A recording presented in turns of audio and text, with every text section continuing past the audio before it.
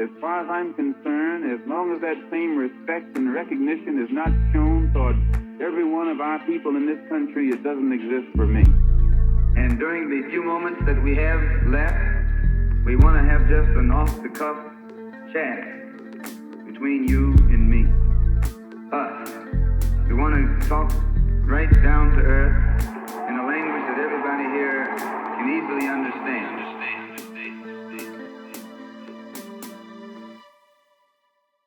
Welcome back to another episode of The Malcolm Effect, and as we promised, this is the second installment of our three-part series on how to think and theorize the continent. Joining me, a voice you're familiar with, someone who is a mentor to me, and at the same time, we've had a lot of good feedback regarding the first lesson, regarding the first episode. So let's go straight into it. This round of episodes, we're going to be speaking about the phenomena of decolonization, decoloniality, coloniality. But to kind of get us thinking about these things as an introduction, Professor Uncle, how useful do you find the conceptual category that becomes a sign of demarcation when people invoke modernity? Okay. Again, thanks for having me again. I think this is fantastic, giving the feedback and the interest the last episode generated. I hope that we'll be able to keep that momentum going. So thank you, both of you, for having me. Well, the thing is, and that's a very good question, right? In terms of how useful modernity, the very concept or idea of modernity is. And the thing here is that usually when people think about, maybe it is also how we understand the very concept of modernity. So in the Eurocentric, basically understanding of modernity, they usually locate it with the Enlightenment ideals, for instance, with progress, with the basically rejection of religious creedality, and the coming into being of the rational human being and progress and civilization, all of these ideas, but especially also that folding it into the idea, the liberal ideas of celebrating the individual freedom, autonomy. But there are also ideas, for instance, in relation to knowledge itself, right? What became like foundational and positivist knowledge, that there is a standard, a universal standard against which every form of truth claim could be adjudicated. And so the idea of modernity itself, usually in the Eurocentric rendition, is situated within those Enlightenment ideas, those liberal ideas, and those rationalist, but also foundational ideas in terms of the basis for the adjudication of truth claims. But the way, and then post-colonial and decolonial perspectives, of course, would say, but modernity, when you define modernity from the Enlightenment, it's a very limited demarcation or definition or understanding of modernity. For me, being a student of Valentin Mudimbe, the way I understand modernity, it's basically the expansion of Europe and the politics that it inaugurated. And then, so that takes us to the 15th century expansion of Europe and all of the politics that it inaugurated in terms of continent grabbing, in terms of the terra nullius idea that there is a no man's land that you could go and colonize people and dispossess them, in terms of modern imperialism, the emergence of capitalism, but also the emergence of modern processes of ordering.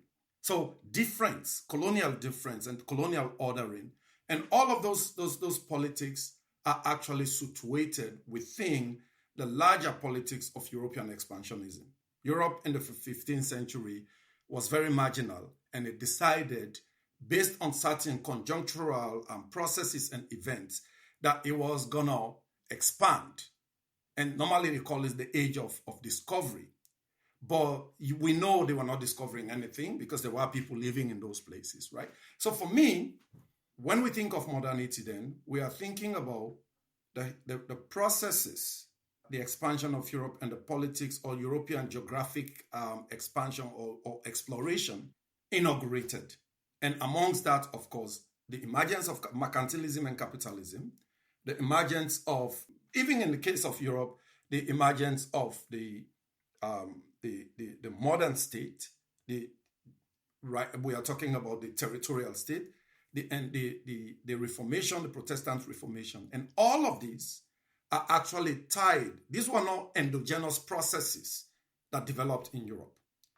Usually, when we talk about modernity in the Enlightenment conception, Eurocentric accounting of modernity will say, well, these were endogenous processes. Europe was able to overcome its internal fissures and problems and therefore emerge as the world's and gave us all of these ideas of progress, of civilization, of the individual rights, of even capitalism. The Eurocentric definition or understanding of the emergence of capitalism is situated within Europe.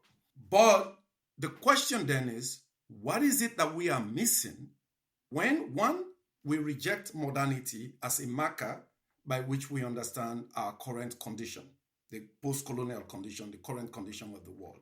For instance, what is going on in Gaza? If you do not understand the history of modernity, and especially the history of the terra nullius idea and continent grabbing and the dispossession of people, you will not be able, the modern colonial idea of actually dispossessing and basically killing of people, you will not be able to understand what is going on in Gaza necessarily. So that is part of it, right? So the first question then is, what is it that we are missing if we say we don't take the category of modernity seriously? The second question is, what are the problems that emerge when we narrate the problem or the emergence of modernity in either the Eurocentric way or in a way that creates a problem? So I'll try to go through this as quickly as possible. In relation to the first question, I use the category of modernity, and I find it useful because if we do not demarcate that politics that followed the expansion of Europe, then basically we are left with a transhistorical accounting of the world. And what that will mean basically is that what happened to the people in the Americas, for instance, the genocide and the killing of people in the Americas and their dispossession, it's not something that is new. It's something that has always existed. History had always moved on this way. And you could find this kind of ideas, for instance, in Jean-Francois Bayard's understanding of African extroversion, where it's basically, when it comes to Africa, I mean, Africans, they have always been inequality, they have always been dispossession, right? But even Atlantic slavery, when we turn to Africa and say, there was slavery. If you don't take the category of modernity seriously, you fold in Atlantic slavery, chattel slavery, it's dehumanizing violence into the Indian Ocean slave trade, for instance, or the Islamic slave trade. Again, I am not saying that trading in people is okay, but there are differences, and those differences are precisely what allows us, what the category of modernity allows us to understand. Because if you do not, then again, you have a transhistorical understanding in which what happened to the Africans in terms of their enslavement and their conversion into commodity, not only commodity for trade, but also turning them into chattel and beings that have no rights, stripped of no rights, existing merely as the property of somebody else, basically get folded in with something else. That is one. The second thing is that we will see what happened to the Americas, what happens to the Africans in terms of modern colonialism. It has been happening. I have had people, for instance, say, the Mongols came and destroyed Baghdad, or the Roman Empire expanded. But the idea, though, is that the modern notion of otherness is not the same. And this is key, because with the Mongols, for instance, they will destroy your city. But if you accepted Mughal suzerainty and you pledge allegiance, again, it is a colonial idea. I'm not in any way excusing it. But if you pledge loyalty, they won't force you to become something else. In fact, they will let you. Many of the Mughals later ended up becoming Muslims, for instance, right? Whereas with modern colonialism, there is already the temporalization of difference and the specialization of difference, in which the category of the difference itself, colonial difference, becomes something that you could never get out of. Depi Chakraborty, for instance, talks about the not yet. The African, the Indian, the Latin American, or the person, the indigenous person in the Americas will always not be at the level of that of the European. That is one. The second, right? So the second thing is the emergence of capitalism, in which the draining of surplus. So like the Mughals or even the Ottomans, when they took over, they take over a land, it becomes part of the Ottoman Empire. As long as you paid your tributes, they will send a viceroy and stuff, but they are not draining surplus to the Ottoman metropole. Surplus was still able to circulate. So, but at the time that Europe expanded, from the 15th century, for instance, they were constitutive. We now know that there were multiple world systems that existed. The Indian Ocean, for instance, was one. The Mediterranean was another. The Silk Road was another. And Europe had no access to this. Actually, except for the Genoese and the Venetian and some of those places, they didn't really have access to it. So Europe was backward. With the expansion of Europe, and Rodney taught of this, what happened then is that a new logic in which the external flow of surplus and capital from the place that has been colonized to the metropole became a major aspect. And it started with mercantilism, then it turned into a capitalist exploitation. But even with that, then you are commodifying people in which they are never able to get outside of the place of otherness that you've placed them. So, for instance, blackness, you could never become, even when they say we are trying to civilize you, Homi Bhabha basically says part of the problem with colonialism is that it tried to civilize, to make you same, but at the same time puts you in permanent place of otherness. That is what the issue is. You will never become, so when they say catch up, you never catch up, right? So then coming back to the two questions that I was asking, modernity for me is important because it allows us to be able to actually understand the specificity of the politics of European expansion and how it continued to inform the way in which the world functions. Valentin Mudimbe calls it a colonizing structure. The Latin American, the coloniality people calls it coloniality. Basically, modern colonialism in its formal self may have ended in most places, except in settler colonies. But the strategies and the logics and the hierarchies that it created continues to inform this world. So modernity for me is a useful category because it allows us to be able to actually understand the specificity of the processes, the violence it mobilized and marshaled, the way it put in place certain different forms of engagement with territory in terms of the naturalization of difference, of time, the temporalization of difference, and the spatialization of difference. So that even when we think of development, for instance, the people who live in the global south are the ones that need to be developed. There is a particular spatial aspect to that temporal designation of people who are backward and not civilized. But in terms of capitalism, Fanon and Rodney and Amin and others have taught us that there was actually a flow. So the very constitution of the world system, which before the expansion of Europe, you have multiple world systems, got folded into one world system that Europe presided over. And that world system was not circulation of trade. It's the drainage of surplus value from the periphery to the metropoles to the center. So this is why the concept of modernity, one, in terms of the emergence of vast empires that were no longer limited to geographical contiguity, but Britain will actually be, a small island will be somewhere in the English channels and isles and control half of the world in Latin America, in Asia, in Africa. So that is one. Modern technology allowed for that. The second thing is that the foundational violence, this operated on a violence that cannot be impeached. The third is, and among the violence are actually ideas of otherness, modern time consciousness and temporality and specialization of difference and the naturalization of difference in time. You could never catch up. And then capitalism, the draining of resources from different places to the center of the world system. So multiple world systems were folded into one. And instead of the circulation, it now ended up basically being driven. Now, of course, then there are other things like the emergence of the modern state, the territorial state, which basically was then globalized and negotiated and adapted and instituted all over the world. So basically, when I think of modernity, it is within those confines. This is why the Latin Americans will say there is the dark side. Mignolo will say, for instance, there is a dark side to modernity.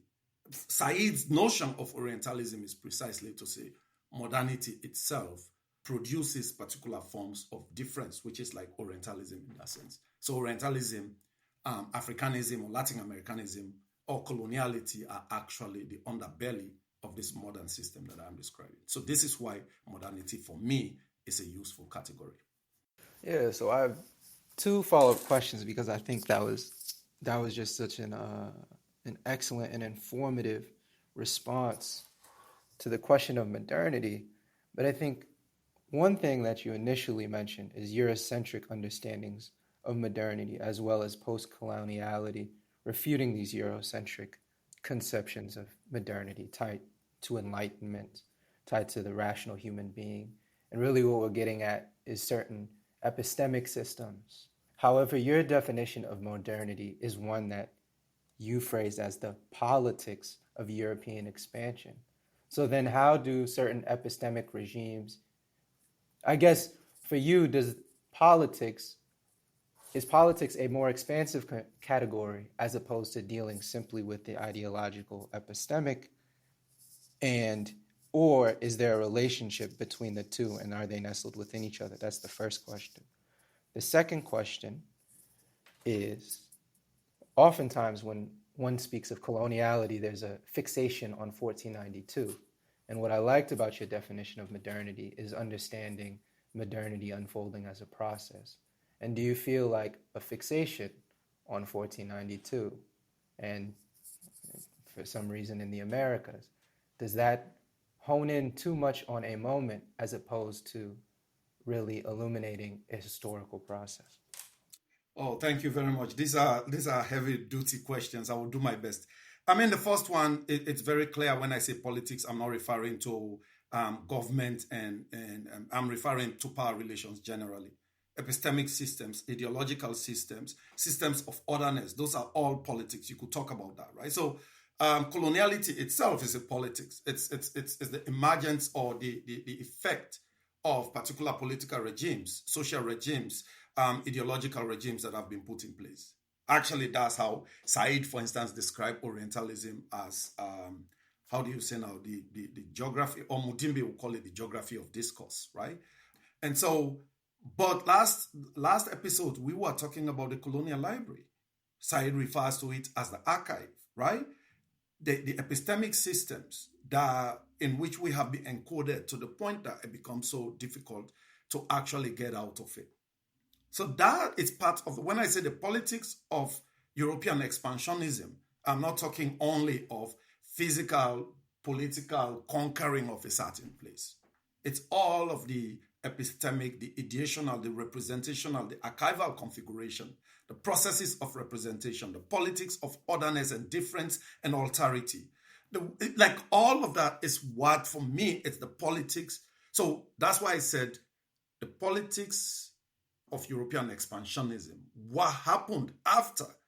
And I am not in any way suggesting that, Europe expanded, and again, the question of Eurocentrism, right? It's not to say, when I say the politics of European expansionism, some people might say, you are still centering Europe. But the point, though, is that when Europe arrived in some of these places, and it's actually good you asked the second question, right? Arrived in some of these places, they didn't come like the Portuguese when they came. Even though there were attempts in trying to basically define this as a system of domination and dispossession, they didn't just come. The Portuguese were actually trading, like even Vasco da Gama When he arrived at the so-called Cape of Good Hope, he produced, the people welcomed him. And what he did was he had his band, the military band, come from the ships and played, and then they had a meeting and all of this, right? So they were able to take some of the things that were there. So initially there was this encounter. Bikram Gill, my friend, will say there was a contact zone within which they initially engaged with each other. And over time, a particular form of vulnerability led the would-be colonial master decide we are too dependent on these people. If we don't dispossess them, then... And normally what Bikram will say is that vulnerability could lead to one of two outcomes. It's either it leads to love. I mean, just imagine when you have been in a loving situation and you feel vulnerable with someone that you so love, but you start fearing that they have too much power because they will decide when to be with you and not to be with you. One way of reacting to that is to tuck away your ego and actually win the person's love. So vulnerability could lead to deep love, and it allows you to accept your individuality, your humanity, and all of your feelings.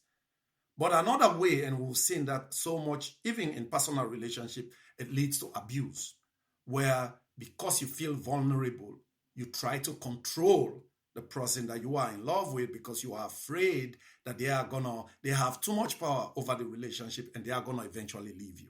So if you were to extrapolate that from personal relationships, I'm not saying that that's just an example, and Bikram is right on this. If you were to extrapolate from that, and you start thinking, like Columbus and all of these guys, when they arrived, they were actually dependent on the Indians for the so-called Indians for their food. And then it became clear that, oh my God, what if they choose not to give us this? They have too much, we don't. Well, we have to take it by force. The expansion of Europe, like European traveling to the Americas and all over the world, some of the resources that they got was from Africa. The grain, there was this whole place, like Judy Carney's book, for instance, Black Rice is such a fantastic book. I've written of some of that, even in my own book, where Hawkins is saying they arrived at the place and they are describing in terms of how bountiful those places were, the West African coast. And when they eventually ended up attacking the people that they were describing as so resourceful and having all of these resources, they stole all of their rice, all of their grain, everything. So even the expansion, like Europeans traveling over the world, would not have been possible had they not come to Africa first, had they not met African societies having advanced crop cultivation techniques, for instance, and using that resources. The Portuguese came for Mansa Musa's gold, and they were using some of that. It was some of that resources that allowed them to be able to sail the world.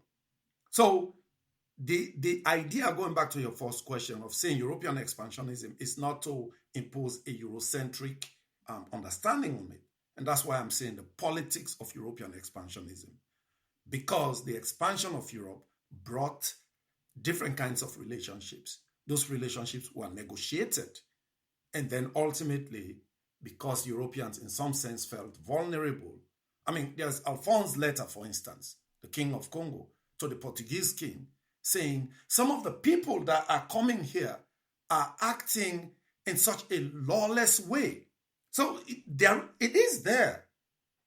This is not something, it's not an ideological retelling of the history of modernity to say, oh, well, let's try and center all of this. It is there. So it's not like Europe came all formed, understanding exactly what it wanted and what the world was. It had to negotiate that. But as he was negotiating it, the power differentials were able to reveal themselves. And then they basically ended up having this colonial mindset and started killing people and taking over their land and stuff. So when we think of modernity, then the way in which I understand it at least, if we locate it in the politics of the expansion, the European expansionism, then it encapsulates everything in terms of the epistemic structures that were put in place. The systems, what Nelson Maldonado Torres calls the coloniality of being, was put in place, where you actually hierarchized right? And you create these hierarchies.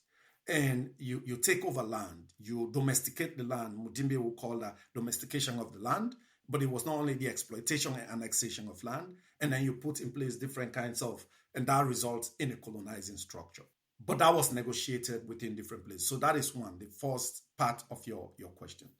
The second, I get frustrated even with decoloniality people, especially decoloniality as thought of by the modernity, coloniality, the coloniality research agenda in Latin America. It's not only the erasure of Africa in the fact that, again, it's only Escobar. He's probably the only one. And that's because when he was writing the Encounter with Development, for instance, his book in 1995, where he laid out the post-development thesis and rejected development, he was actually using Mudimbe, the invention of Africa, and some of the ideas there quite a lot, and quite explicitly. He paid homage to him, right? And so for him, when he's thinking about the decoloniality and modernity research agenda, the genealogy, he says, is larger than Latin America. He actually includes African philosophy. He includes a Chicana feminist philosophy, like all of those. So for him, I will take him out, right? Somebody like Robbie Shilliam, again, cannot be folded in with the decoloniality Latin American project, even though their projects are similar. Because for him, for instance, Robbie has this fantastic paper that he wrote on the Second World War. Usually people go to Czechoslovakia and Poland. But Robbie is like, actually, if you want to understand the Second World War, two spaces. The Italian conquest invasion of Ethiopia to try and wash the shame that Menelik had imposed on them during the era of colonial occupation. But also the Japanese invasion of Manchuria and China. Those are two pivotal moments that preceded, and so again, Eurocentric narration, World War II started there, but actually it was not Poland or Czechoslovakia. That's what they want to tell us. But it was actually the Italian aggression in Ethiopia that already brought an end to the idea of the League of Nations and that problem of global morality or ethical relations between states.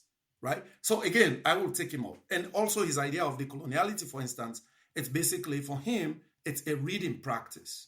Whereas for Mignolo and them, it's actually basically a locational practice, which is different. But let me come to the question of 1492. And so it's not only the way in which they tried to write Africa out of it, in the sense that we were having debates about decolonization in the 50s and 60s, in the 70s and 80s. I mean, Gugi's Decolonizing the Mind was written in 1986, or was published in 1986. Actually, the invention of Africa, which Mudimbe published in 1988, was basically taking stock of the debates that we were having about Africanizing or decolonizing knowledge in Africa. But all of that gets ignored.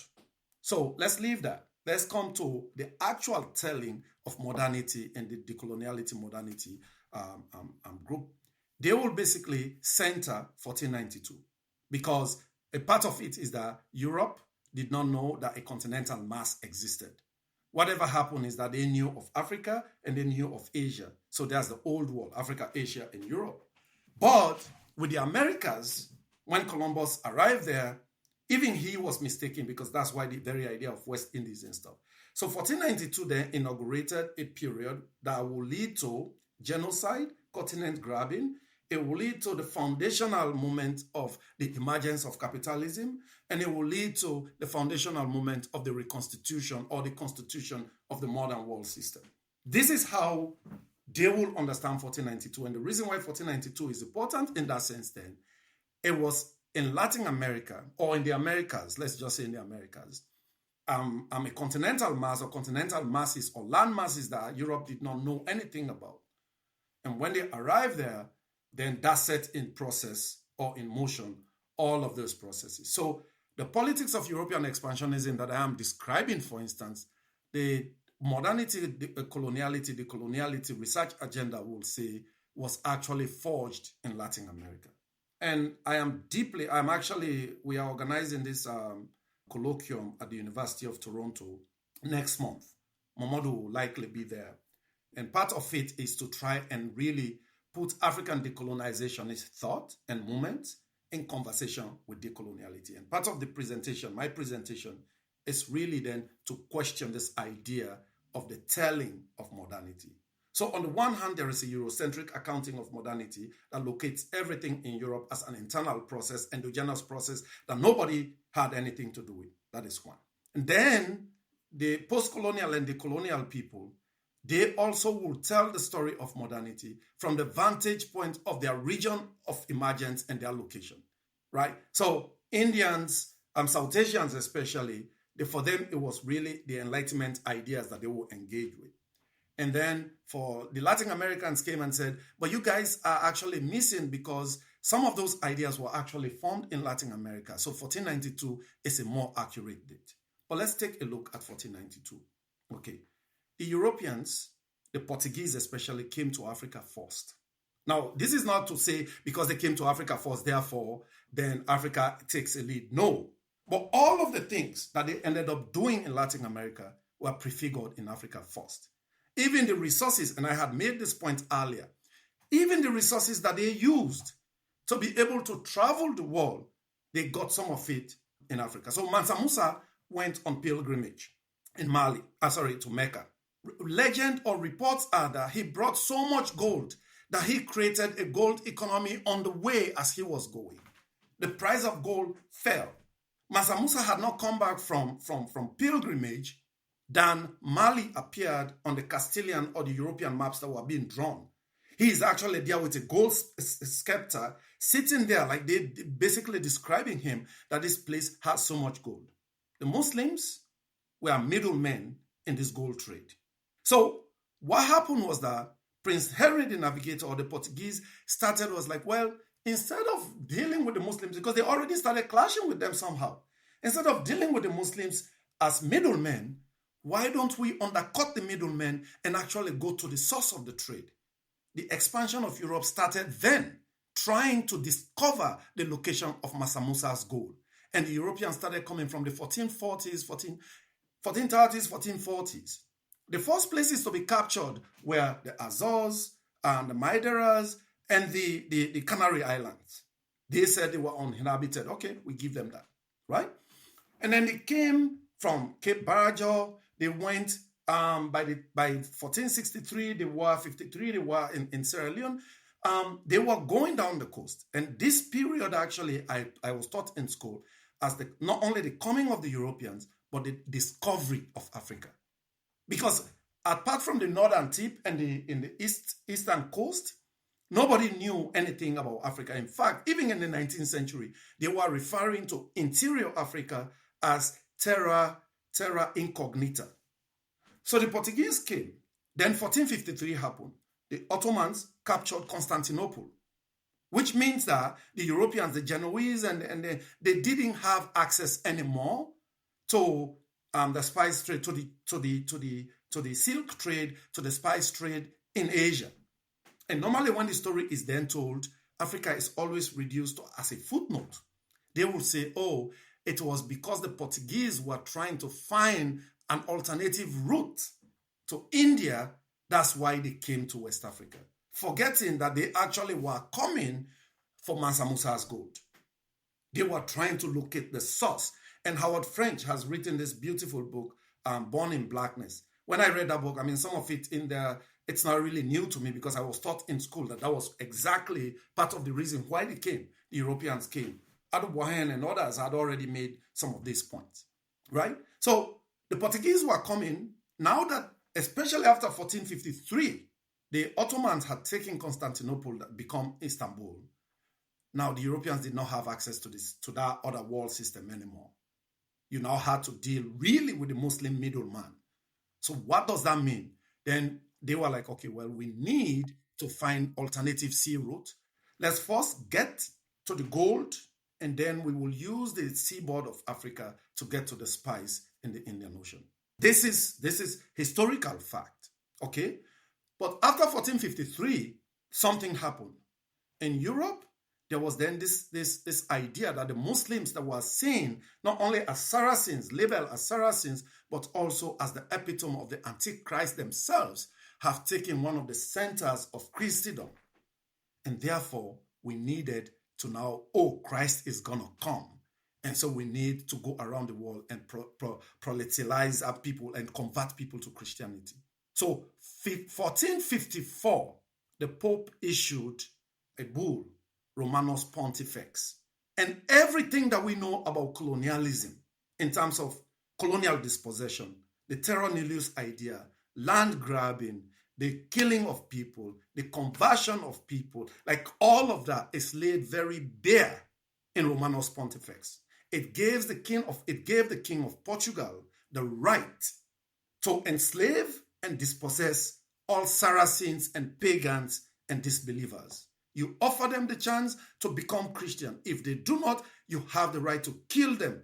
You have the right to dispossess them. You have the right to enslave them in perpetuity. This is Romanus Pontifex. But let's forget, the Portuguese slave trade had already started in 1441. They were taking African slaves, setting them in Porto Novo, in the Cape Verde Islands. No, not Cape Verde, in the Madeiras. They were bringing them. And so the Portuguese slave trade in 1441 had already started. Again, when we talk about 1492, Africa's contribution to modernity is that they were enslaved and they were brought to fill in the labor problem that was developing. Actually, no. All of the Atlantic slavery did not even, slavery started, the way in which what became Atlantic slavery started in Africa itself by the Portuguese setting up colony. But then colonies and slave plantations and working people there. But so getting the resources, but then also as the Europeans were coming, the area between the River Senegal and Liberia and the Moa River from the Senegal up to Sierra Leone to Liberia was known as the Grain Coast. This is one of the areas in the world, one of two places in the world where historically rice was domesticated. And even for them to accept that rice was domesticated in Africa, initially they would say it was Europeans, the Arabs that brought rice from China and Indochina and from Asia and then replanted it in Africa, until a particular genetic coding and sequencing was done, and they realized that the genetic code of these rices were actually domestic to that area, and they were completely different, had nothing to do with the Asian rice. So that's why they were calling the place Grain Coast. And the Grain Coast contributed not only the gold, as Howard French has documented, that later ended up funding the voyages across to the Atlantic to the Americas, but even the food that they depended on came from Africa, the grain, the fruits, and all of this. Slaves were not only slaves. Of course, slavery is a huge problem. But when you reduce Africa's contribution to the emergence of modernity to only slave, you're obfuscating something. So to conclude, what I am trying to say is that 1492 is wrong. I'm not saying, of course, 1492 is important in terms of most of those things were now configured there. But the framework, the template had already been developed in Africa, especially Romanus Pontifex. And the point then that I'm making also is that you cannot think of the emergence of modernity without the Ottoman conquest of Constantinople. It is significant. So then, instead of looking at one location, when we think of modernity, again, when I say the expansion of Europe and the politics is inaugurated, we have to locate it in a multiplicity of conjunctures and locations and geographies and the processes and how those fed into each other and ultimately coalesced in Latin America. But even when it was coalescing in African America, the first world system that emerged in the Atlantic world was known as the triangular trade: Europe, Africa, and Latin America. So 1492, the insistence of 1492 is problematic. It writes Africa out of the story and reduces it to just a secondary player. And I'll end on this. The reason why this is important is that Africa constantly, so Christian, you were asking about archives and epistemology, and so Africa constantly keep represented as absent from these processes. Robinson and Gallagher, when they were writing about the 19th the new imperialism of the 19th century. They reduced Africa to the footnote of British interest in India. They said it was because nationalist movements in Egypt were threatening British interest in India that led to the British occupation of Egypt in 1882. And the 1882 occupation of Egypt then unleashed the process of continent grabbing and the scramble for Africa that ultimately we now call the new imperialism of the 19th century. So basically, there again, Africa is being reduced to a footnote. And in the story of modernity, just as Robinson and Gallagher, for instance, even in the 19th century imperialism, when they were coming and scrambling for Africa, even in the things that they were doing to us, they reduced Africa as a footnote. Imagine in the larger process of modernity. This is why the narrative of 1492 is so problematic, and it makes me sick to my stomach. I think 1492 is important, but so is Romanus Pontifex, 1453, and so is, 1454, and so is the Ottoman conquest of 1453, and so is the beginning of the Portuguese slave trade in Africa in 1441. These are a multiplicity, and if you want to continue, you could also go to the Protestant Reformation, and even that Protestant Reformation was not an endogenous process, because with the so-called discovery of the Americas, there had now been a problem. Europe believed in the Bible, and if the Bible says all of us are coming from the same God, the same Adamic family, how come there are people that exist in the Americas and somewhere in Africa who had no knowledge of this God? It created a crisis in Christendom. Initially, they would try to justify it by coming with the monogenesis thesis to say, oh, there was dispersions, and three kinds of explanation. One, basically was, well, Cain killed his brother Abel, and then he disappeared into Arabia, and his progeny lost knowledge of God. The other was the deluge. Noah was told to build an ark, and then after the ark, Ham had fallen out with his dad, and he was cursed, and then he went, and then his progenies later ended up becoming something else. And then there is the Tower of Babel. So they were trying to basically justify or reconcile the so-called human variety with Christendom. Over time, that idea could not stand, because the foundation of Genesis itself had been so shaken by the European geographic and oceanic expansion that ultimately it led to crisis in the church, that ultimately gave us the modern state, that gave us the Protestant Reformation and stuff. So even when Europeans try to explain whatever it is that it is endogenous, it is not. This is why the politics of the expansion, the European expansionism, is so central and important in explaining the emergence of modernity. I think what I really appreciate about that answer is it gives us kind of a methodological framework, because with this critique of these various decolonial theorists from India and Latin America, what I gather is there's a narrow regional focus that obfuscates the ability to construct an analysis of a global system of domination. And I really like what you said about the convergence of multiplicities and being historically more well-rounded in constructing our analysis. And I think that's really important, because the question is, how do we conduct our analysis as Africans, and making sure that we don't fall into the same traps even as we look from the continent. But I want to ask, there's a politics of European expansion, but there's also a politics in response to it. So I want you to talk a little bit more about what is the politics of decolonization and how does it confront modernity? And then as a second question, many national liberation struggles and decolonization struggles involved Marxist-Leninist ideology. How then does one square a critique, and I'm not saying this is my critique, well, how does one square the critique oftentimes that Marxism is a Eurocentric ideology and therefore carrying on the same European ideological and epistemic regimes? Okay, thank you, oh God. You guys are anyway, it's good that we are having this is such an organic conversation and stuff, right? Because sometimes I was thinking that maybe you should send me the questions before, but no, it takes away the genuineness and the conversational part of it, right? So it's good that we're having this conversation. Every form, I mean, Frantz Fanon in The Wretched of the Earth basically gave us his formula, right? Every state of emergency is also a state of emergence.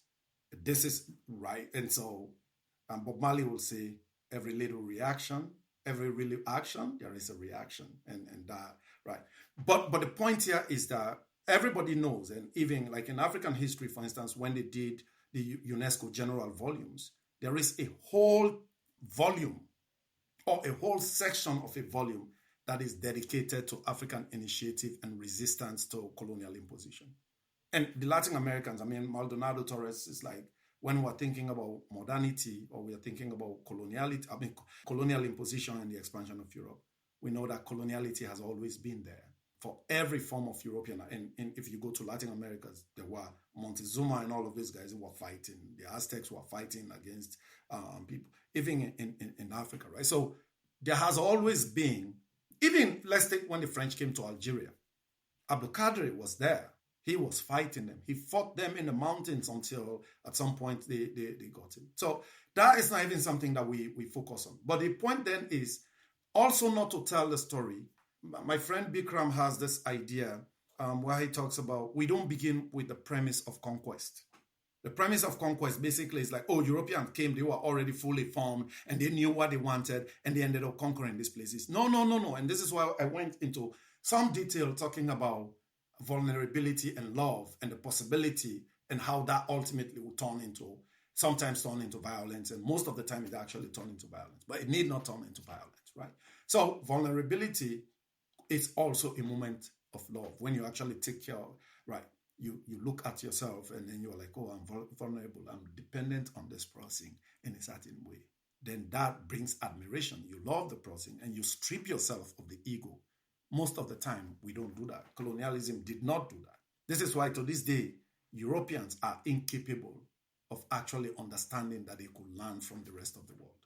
They are incapable of understanding that because it has always been in this way where after they basically were able to constitute themselves through violent appropriation and dispossession and dehumanization and ordering, this is why Fanon in The Wretched of the Earth says, violence is necessary because it is what gives social truth. It's only when European recognizes their own vulnerability that we are able then to enter into this place where we are able to share love and care for each other. Until that day, Europe will continue to be arrogant, and this is why we need to fight and stuff, right? So let's now, the idea then of resistance, I know this is like a very problematic, bandied word. Has always been there. The people have fought, like whenever but Europe, let's not start with the premise of conquest. Most of the time when Europeans came, they had to negotiate their presence. And it was with that, like for instance, Alfonso's letters, right, to the King of Portugal, you could see where there had been a form of diplomatic relations and relations between them, and they were engaging with each other, and all of a sudden, then some bandits started coming to Portugal, to his kingdom of Congo, and just grabbing people and taking them and stuff, right? And he had to write that letter and say, you got to rein in these people because they are destroying whatever it is and stuff. It is there, so the history is there. But if we start there, we start not with the on the premise of conquest, then it allows us to see how were this relationship negotiated, and how did they ultimately become the kind of violence that we were talking about, right? And this is why, like Rodney, for instance, Walter Rodney, How Europe Underdeveloped Africa, people think that it is just an ideological book, an Afro-Marxist idea that basically is trying to blame Europe for all of Africa's problem. But actually, people have not read that book. Because if you read Rodney was a consummate historian. He just said how Europe underdeveloped Africa, but he's not even talking about development necessarily. He's talking about history.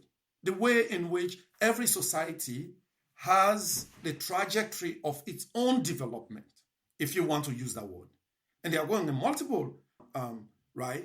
But then when Europe came, it interrupted Africa's organic path, partially because, and Emile Césaire also and Valentin Mudimbe have written about this, where Europe fell in the hands of some of the most dastardly and nasty capitalists at the time. And so they saw everything in terms, to this day, they see everything in terms of profit and stuff. So when Rodney is talking about how Europe underdeveloped Africa, he also gives you an account of how organic processes of African historical trajectory of development was moving. And he even says, like, Africans were moving towards federated states. And the issue here is that there was no drainage of surplus capital. So the thing was, the value was retained within that trading region. With the coming of Atlantic slavery, the value is now taken across the Atlantic, and there is a reorientation of trade, not in a north-south trading axis as the trans-Saharan caravan route had made it, but you are now taking everything outside, taking even human beings across the Atlantic. And then the value was never stayed in this place, but it also destroyed organic processes. Like, for instance, the region of the continent that I am on, Sierra Leone, the Bulong were some of the most talented craftsmen. The Portuguese would draw on paper what they wanted the Bulong to carve for them in ivory. There are those Portuguese, initially they used to say, oh, it was Portuguese that was producing it. But in actual fact, the Portuguese themselves were saying, whatever you tell them to carve, they will carve.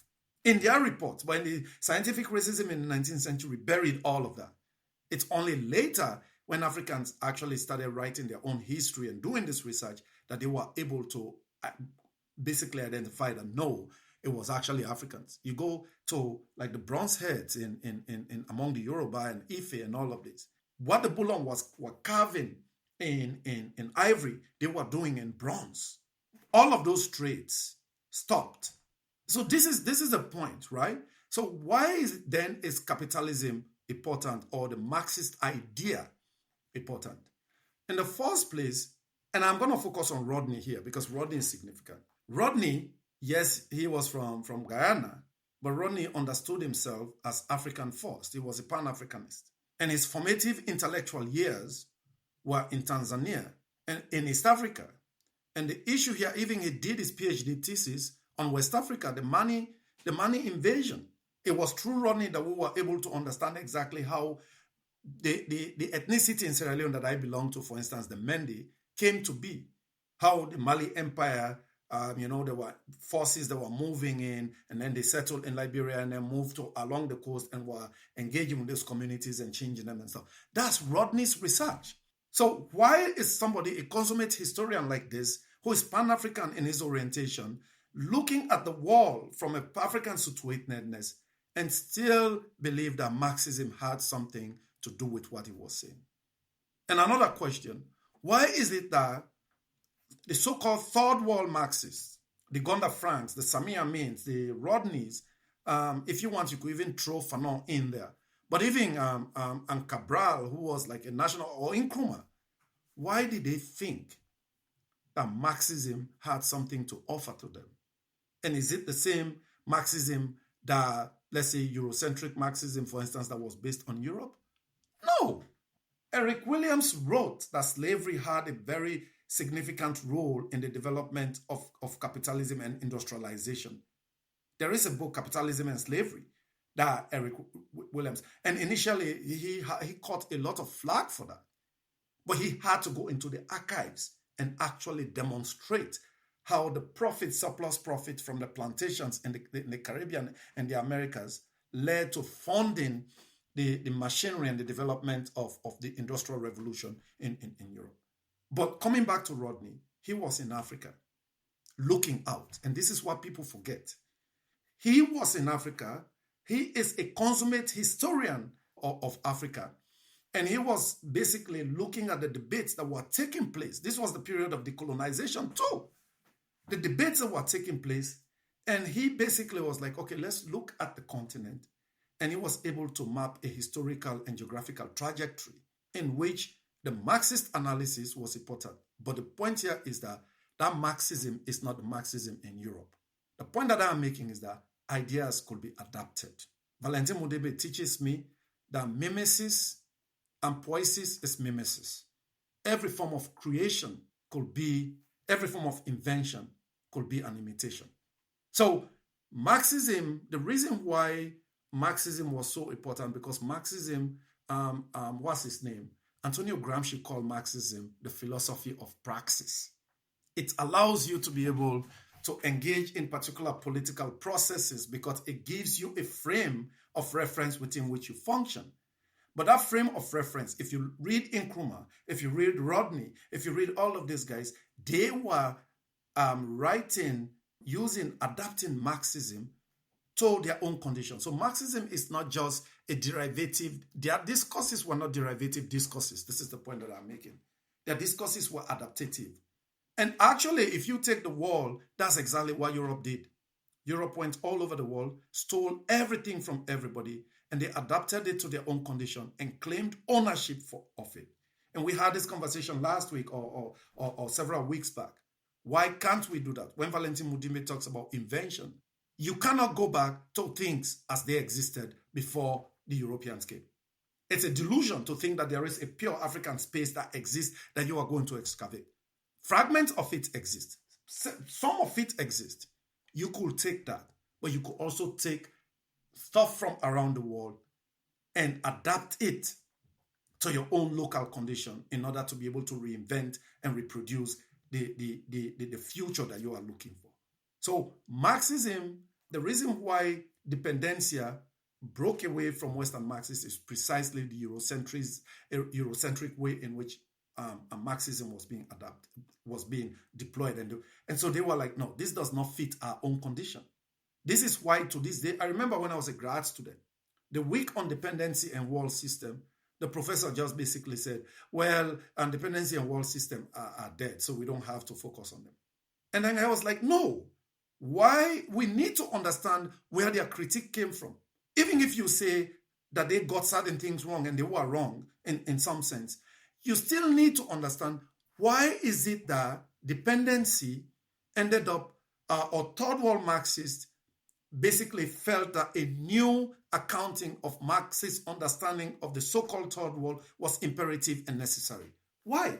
That is the question they have not been able to answer.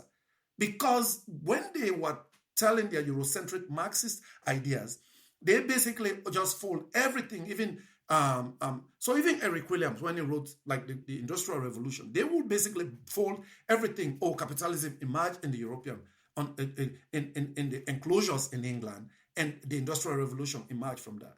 But if you read Capital, Marx himself, there is this chapter in Capital Volume 1, The Rise of the Industrial Capitalist, where he is saying Atlantic slavery, continent grabbing, the killing of people in Latin America, these were principal momenta in primitive accumulation.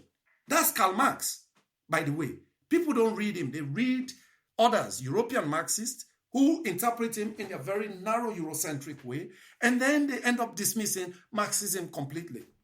But if you read Marx very closely, even in Capital, the enclosures were part of primitive accumulation, but they were not the principal momenta of primitive accumulation. What did he say in chapter, I don't know, I think it's chapter 32 or something, The Rise of the Industrial Capitalist? He says continent grabbing, the turning of Africa into warren for slavery, the entombment of people in mines, like all of these are principal momenta for primitive accumulation.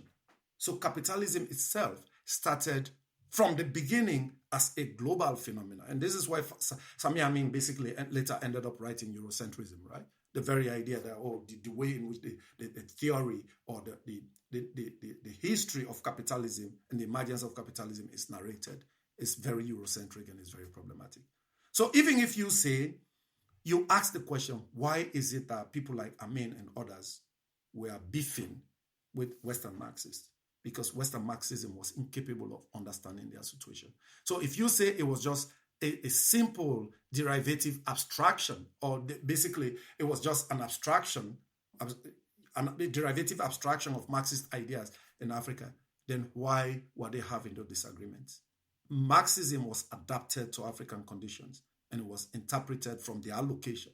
And this is why, to this day, there is a problem between. Now, the things that they got wrong, but nobody gets everything 100%. However, the structures of the world economy, the structures of dependency, the structures of exploitation has really not changed fundamentally. Just because a couple of, and Arigi said this before he died, just because a couple of countries were able to rise, the Singapores, the South Koreas and all, does not necessarily mean that fundamentally the structure of the global economy has therefore disappeared. So now coming to your question again in relation to Pan-Africanism and in relation to the critique of Marxism, again, Marxism is not the only idea or the only thought that will allow us to be able to get out of the situation that we are in. If you read Nkrumah, conscientism, he's basically he's talking about scientific socialism, but he's actually situating it within particular African world views and world. Nyerere, basically, when he talks about Ujamaa, he was like, oh, communitarianism and all of this. He was a Marxist in his own thinking, but he was also mediating it within traditional or African primordial ideas and stuff. And so, again, every form of invention is a particular form of imitation. And so you take elements, you adapt it to your condition. It doesn't work, fine. But let's not forget, and Cabral is the one, and I have said this repeatedly, Cabral is the one that is really significant here. Cabral is like, do not forget that people are not fighting for ideas. So we don't care whether it's Marxism. We don't care what idea is it that is able to uplift us. You have to remember that people actually are fighting. They are accepting the sacrifices because they want to live in peace. They want to see their lives go forward. They want to see their kids grow in peace and have all of the things that life have to offer. They exist in societies where they are able to pursue their interests and the community and all of this. Without that, ideas like Marxism or liberalism and all of this are BS. They don't mean anything. So again, for a Pan-African approach to wall making, for a Pan-African approach to, let's say, Pan-Africanism and continental unity, or thinking about the futures of the world, it basically means that we have to innovate. We have to take that which allows us to be able to pose certain questions and allows certain actions. And if Marxism, as the independent generation felt that Marxism was important, and it allowed them to be able to wage the kind of direct action that led to independence, then so be it. I don't like having these arguments and stuff. And finally, I'll end on this. One of the areas of the differences between decoloniality, or at least the modernity coloniality and research agenda, and decolonization as it was thought in Africa, it's really around the material aspect.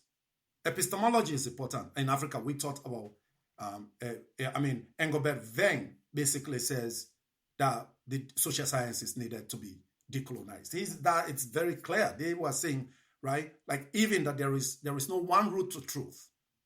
Aristotelian or Thomistic routes exist, but there are multiple routes to truth. In Africa, they were having that debate in the 80s. But the thing that differentiates the African decolonizationist thought and praxis in that anti-colonial movement up to the 1980s, it's precisely the materiality of it, the political nature of it.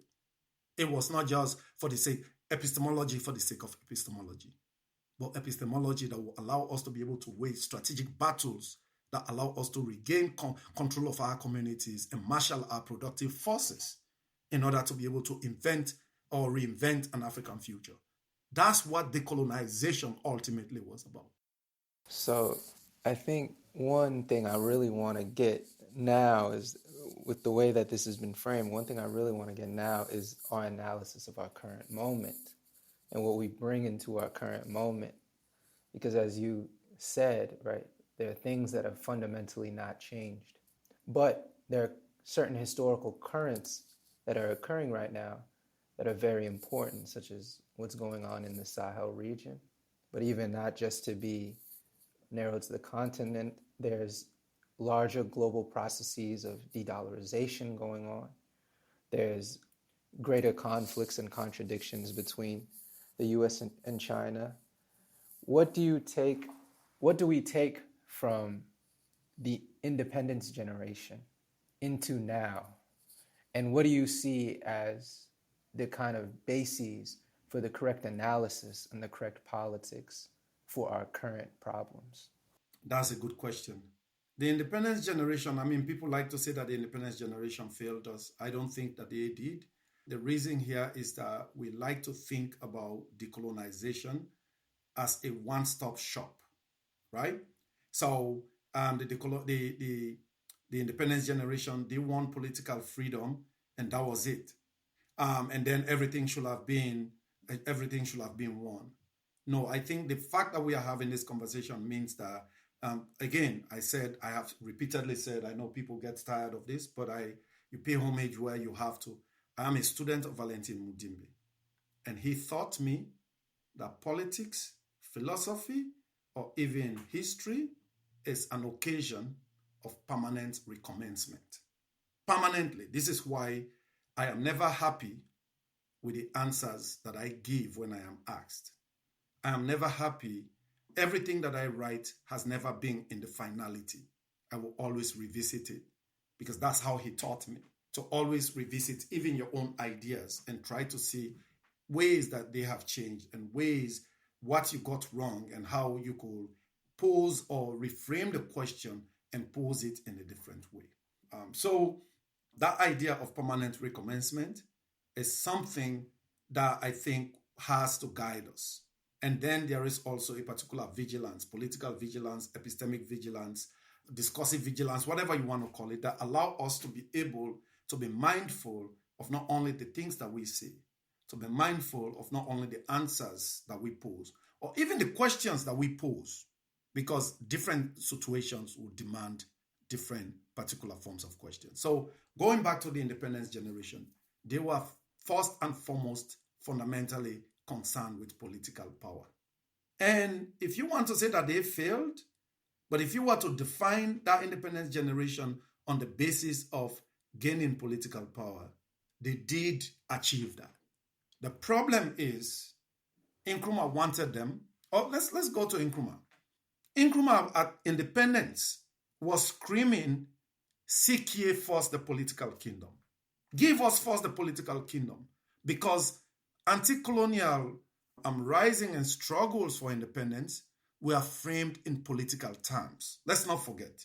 And the conditions within which you live is what allows you, and the questions that you pose are the answers that you get.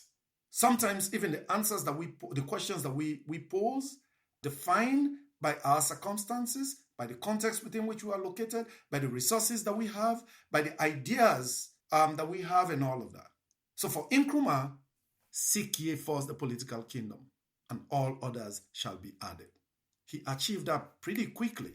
In so-called Black Africa, Nkrumah was the first country, Ghana, to gain independence.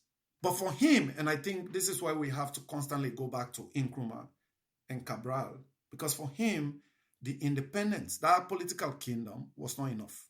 The political kingdom in Ghana alone was not enough. This is why on the eve of independence, he was addressing the Ghanaians, saying, "We will prove to the world that we are able to manage our own affairs. But the independence of Ghana is meaningless and incomplete until it is linked with the total independence of the continent and the total unification of the continent." He achieved the first, the independence of Ghana, individual countries. The second, the bigger problems are the total independence of the continent. You could say, from a superficial standpoint, the release of Mandela, the end of apartheid, and the separation of South Sudan from North Sudan. There is one place that is remaining, which is the Western Sahara, still under Moroccan occupation. But you could say with South Africa and South Sudan, most of it had been completed anyway, except for Western Sahara. So that was achieved. But what did Nkrumah realize very shortly afterwards? It was not only the Pan-African unity that he's talking about and the total liberation of the continent.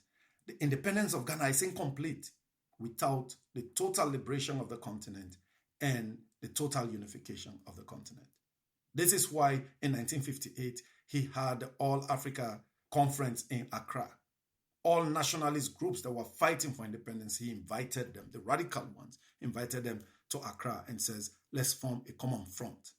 Okay? But then very soon, shortly afterwards, Nkrumah realized that the political kingdom was not enough.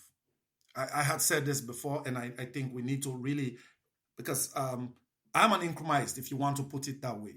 And Nkrumah was like, the political kingdom was not enough. He understood, that's why he wrote Neocolonialism. He was Marxist. He was able, and he was not just thinking of it because, I'm a Marxist, I'm applying a particular historical method. No, he was president of Ghana or prime minister of Ghana. And he understood exactly what was happening, the way in which even when he was politically in control of Ghana, the economy of Ghana was basically directed from outside. There is this one moment where the cocoa producers, he was like, why are you guys setting the price for cocoa? And he ended up buying it from all of the cocoa farmers. And then they said the cocoa left in the warehouse until they were rotting and stuff. And people were blaming him that but what he was basically trying to do is that they should not be setting up the price of the produce that we produce. And they set the price for the things that they produce. So he understood that very early on. And actually, Nkrumah signed his own deathbed or his own death warrant when he published Neocolonialism in 1965. That was when MI5 and MI6 were like, okay, this guy is not just a radical now. We need to get rid of him. And they were debating whether to kill him or to exile him. Okay, so that is one. The independence generation had a moment in Addis Ababa in 1963, which was a lost opportunity when Nkrumah was like, and we have talked about this idea of what you guys are thinking of who is going to lead Africa, which language are we going to use? These are all practical problems that could be solved. The main problem is continental unity. And then he had a famous debate with Nyerere. Nyerere was like, let's do it regionally. And towards the end of his life, Nyerere admitted that he was wrong, that we could have gone with Nkrumah. Because if we had created a United States, and the problem then is that when the iron was hot, the independent generation had a politics of praxis. They had a politics that they were functioning on. Since structural adjustment affected our countries, most African countries do not have a political agenda. And that is the problem. So again, you mentioned the Sahel. The reason why what is going on in the Sahel is important, even if you say it is limited, and I have some of my friends who are very doubtful of what is going on and stuff, but it has reignited a conversation that will take us back to that independence moment and say, we failed in one of the major tasks, but maybe if we are doing it this way. But even with them, you are still dealing with personalities, military personalities. And my fear is that if there is, the external forces are able to plant discord and get one of them, that project will fall apart. And that is the fear. So on the one hand, the independence generation had a political vision of war making. And by the 1980s, things had gotten so bad that basically structural adjustment and all of that told us that was not our concern anymore. And part of that, maybe in another episode, we'll talk about it, but part of that also was the attack on any alternative form of war making that especially the United States during the period of the Cold War and the Western countries had developed. So I'll do this briefly. When we were coming out of colonial domination, normally in school, I was taught that, the Americans and the Soviet Union were against colonization. Actually, the Soviet Union was against colonization, but the Americans were not. The Americans, it was an instrumental project for them. They wanted the Europeans to vacate their colonial empire because they wanted to create their own informal empire. The idea of one worldism was at the center of it. But then as the Cold War developed, one worldism then developed into free worldism. This is why to this day people are saying leader of the free world. There's no free world anymore. There was a Cold War mind up. And so what did the Americans then do? They started attacking everybody. If you had an alternative form of world-making ideas, you expressed sovereignty, you wanted to do things differently outside of the dictates of what Washington preferred, they will label you communist. They got rid of Nkrumah. They sponsored the French in Dien Bien Phu after the French were defeated. They basically ended up bankrolling the French until they got involved in Vietnam. Indonesia, they funded Suharto and all of those anti-communist program in Indonesia that resulted in the death toll. It is estimated between 3 to 5 million people, communists, who were killed. And actually, some academics who were on the payroll of the CIA were the ones who were befriending people and actually revealing their politics, and those people were eliminated. In Africa, the fight against the Portuguese Empire in Angola and Mozambique was split into factional warfare in which the Americans basically were funding someone. UNITA and Lumumba was eliminated and his body was dissolved in acid. This is all of the things. What was happening was basically we cannot allow, because whenever you spoke of independence, they will interpret it as if you are a communist, and that's how Lumumba ultimately and Nkrumah and all of these guys were labeled that they were socialists, and therefore, because there is an evil empire that we had to fight. Then the 1980s, there was a problem in which structural adjustment came. So what they couldn't achieve for over 20 years, they later ended up achieving with structural adjustment. By the 1990s, most African countries were so weak and under the dictates of the IMF and the World Bank, they had basically pulverized any form of alternative world-making ideas. You had to basically, what the IMF told you to do was what they were doing. By the 1990s, the Soviet Union had collapsed, and the United States, what he wanted to achieve for over 20, 30 years, he was now able to achieve by creating the world under its own image, the one world. Okay, then what happened?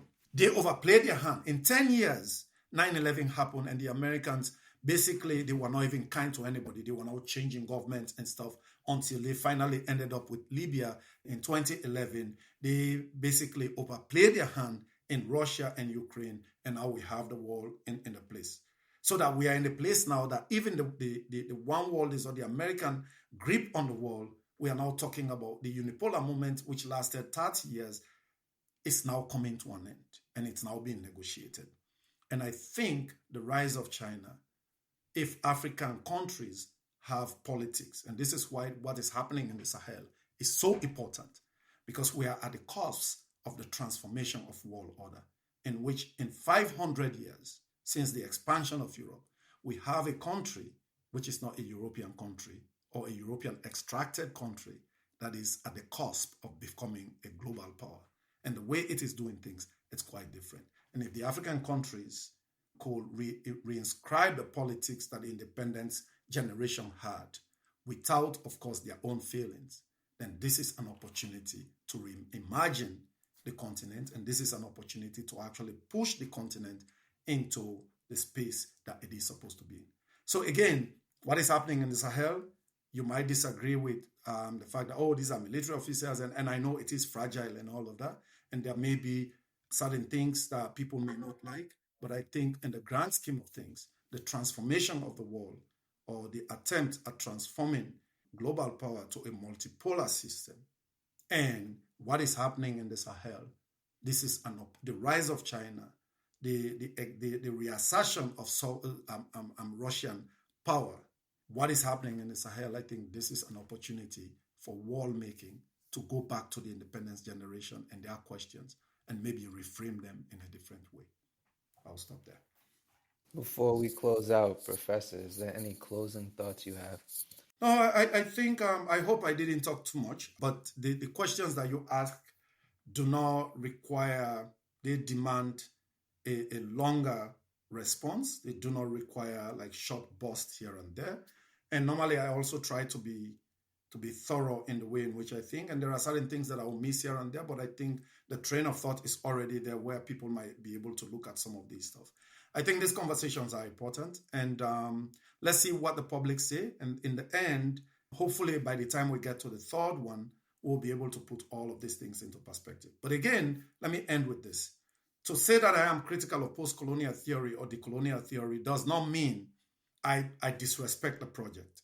Actually, for you to be critical of something, you have to have some level of respect for it. And the questions that they are asking are important questions. All I am saying is that this idea of framing things from one's location and regions of emergence has its own limitation. And especially when it comes to Africa, historically, that has been constantly get placed as the footnote to somebody else's history.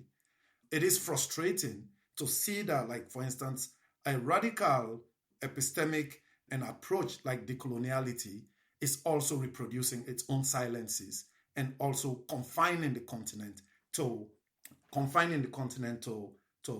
footnote.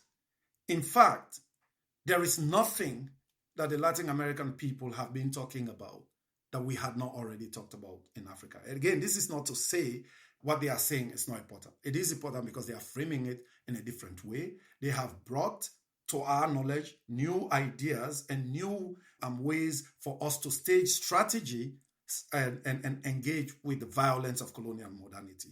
It is exciting. But at the same time, if you are having a politics that you say is a radical emancipatory politics, in which you are trying to fight invisibilizations, then you cannot put yourself in the place that you are trying to dislodge somebody from. And this is why I was very careful. When we think of Africa's role in modernity, you can't reduce it to slavery. It goes beyond that. African knowledge systems, food crops, and all of this. But even the politics that later ended up defining modern colonialism were basically configured in Africa before, right?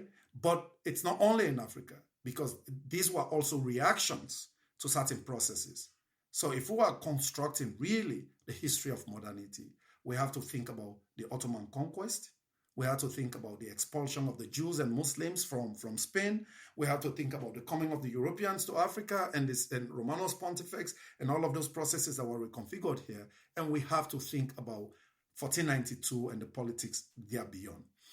That gives us a complete picture of the emergence of modernity. And also in Europe then, what had been encountered in the Americas, how that ended up affecting processes within Europe itself.